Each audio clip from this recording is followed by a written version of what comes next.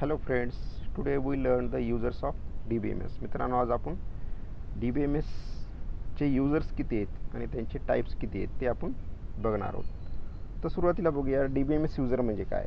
DBMS user are the person who interact with the database and take the benefits of database. म्हणजे users काय, तो जो डेटाबेसकडे interact होतो आणि डेटाबेसचा यूज करतो त्याला आपण डेटाबेस युजर म्हणू शकतो.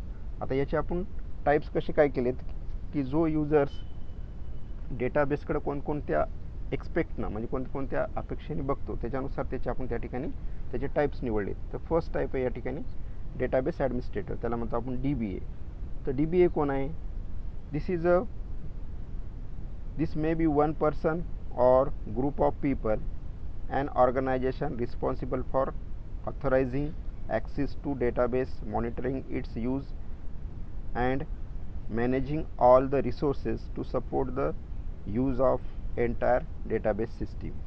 म्हणजे की DBA हा एक रिस्पॉन्सिबल पर्सन आहे की या ठिकाणी तो एक पर्सन असू शकतो किंवा एकापेक्षा जास्त पर्सन असू शकतात की तो एखाद्या ऑर्गनायझेशनचा डेटा काय करतात, कंट्रोल करतात आणि याच्यामध्ये डेटाबेस ॲक्सेस करायला जे काही ऑथेंटिकेशन लागतं, परमिशन्स लागतात, तर ते परमिशन DBA प्रोव्हाइड करत असतं. त्याच्यानंतर डेटाबेसवर मॉनिटरिंग करण्याचं कामसुद्धा डेटाबेस करत असतं आणि जे काही लागणारे रिसोर्स आहेत ते सगळे रिसोर्स मॅनेज करण्याचं कामसुद्धा DBAचं असतं. थोडक्यामध्ये म्हणू की DBA is a boss of database म्हणू का, कारण हा एक असा रिस्पॉन्सिबल व्यक्ती आहे की तो डेटाबेस इन्स्टॉल करतो, डेटाबेस क्रिएट करतो, त्याच्यानंतर युजर क्रिएट करतो, युजर्सला परमिशन ग्रँट करतो, त्याच्यानंतर सगळ्यात महत्त्वाचा जो काही डेटाबेस आहे त्याचं बॅकअप घेतो आणि जर डेटाबेस तुमचा करप्ट झाला असेल तर तो बॅकअपपासून तो डेटाबेस तुमचा रिकवर करतो. म्हणजे सगळ्यात महत्त्वाचं जे काम आहे ते DBAचं आहे. तर हा सगळ्यात महत्त्वाचा युजर्स आहे, म्हणून याला म्हटले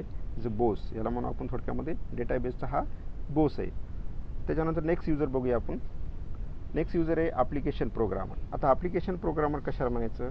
दे are the computer professionals who interact with the system through DML. They write application program.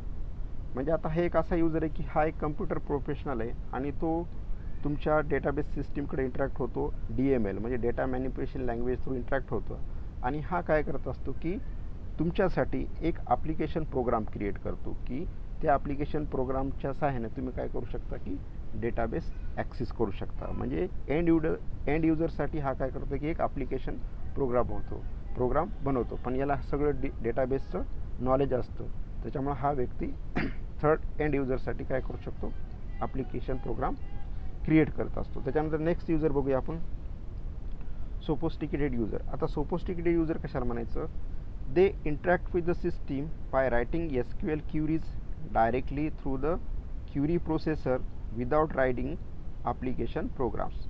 म्हणजे आता हा जो युजर आहे तर हा युजर सिस्टीमकडे डायरेक्ट इंटरॅक्ट होतो. म्हणजे SQL म्हणजे स्ट्रक्चर क्युरी लँग्वेज, तर डायरेक्टली तो स्ट्रक्चर क्युरी लँग्वेज थ्रू डेटाबेसकडे इंटरॅक्ट होतो आणि जे काही त्याला डेटाबेस ॲक्सेस करायचा असतो तर तो डायरेक्टली तो query processor through database access करत असतो. म्हणजे विदाउट एनी ॲप्लिकेशन प्रोग्राम हा डेटाबेस डायरेक्टली ॲक्सेस करू शकतो. जसं की एंड युजर असेल तर एंड युजरला जर डेटाबेस ॲक्सेस करायचा असेल तर त्याला डायरेक्टली ॲक्सेस नाही करता येत, त्याला कोणतं तरी एक ॲप्लिकेशन प्रोग्राम यूज करावा लागतो. पण या ठिकाणी तसं नाही. सोफिस्टिकेटेड युजर काय की हे विदाउट एनी ॲप्लिकेशन प्रोग्राम न यूज करता तो डायरेक्टली क्युरी लँग्वेज थ्रू तुमचा डेटाबेस क्युरी प्रोसेसरकडे म्हणजे डेटाबेस हा तुमचा directly query processor through access करत असतो. म्हणजे याला कोणत्याही प्रकारचं ॲप्लिकेशन लागत नाही, तर हे डायरेक्टली याची रिक्वेस्ट जी आहे ती SQL कमांड थ्रू तो त्याच्या डेटाबेसकडं फॉरवर्ड करतो आणि तिथून तो डेटाबेस ॲक्सेस करत असतो. नेक्स्ट युजर बघूया आपण या ठिकाणी. नेक्स्ट युजर आहे specialized users. They are also sophisticated users who write specialized database applications that do not fit into the traditional data processing framework. For example, expert system, knowledge based system, etc. म्हणजे हा सुद्धा एक असा users आहे, याला म्हणतो आपण specialise users. तर हा एक सोफिस्टिकेटेड युजरसुद्धा आहे आणि हा तुमच्या डेटाबेसकडं इंटरॅक्ट होतो, पण हा एक ट्रॅडिशनल टाईपचे डेटाबेस न बनवता हे स्पेशल टाईपचे डेटाबेस बनवतो, म्हणून याला आपण स्पेशलाइज यूजर म्हणलं.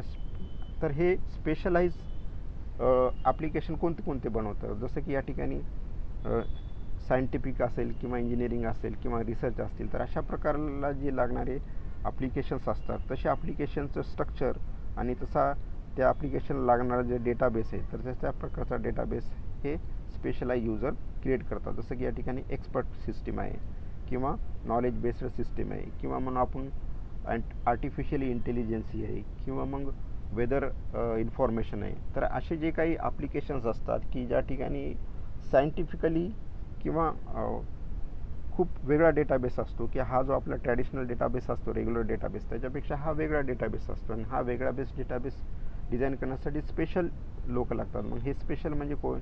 Specialise user. तर हे स्पेशलाइज यूजर वेगळा डेटा बनवतात. त्याच्यानंतर नेक्स्ट यूजर बघूया आपण, नेव्ही यूजर. तर या यूजरला आपण एंड यूजर किंवा कॅज्युअल यूजरसुद्धा म्हणू शकतो. दे are the unsophisticated user who interact with the system by using permanent application that already exist.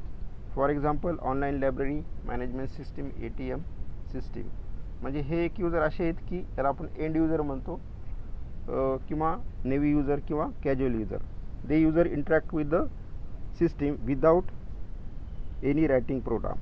म्हणजे हे users directly application program use करून डेटाबेस ॲक्सेस करत असतात, म्हणून याला म्हणलो आपण unsophisticated user. They user unsophisticated user, यांना डेटाबेसचं काहीही नॉलेज नसतं.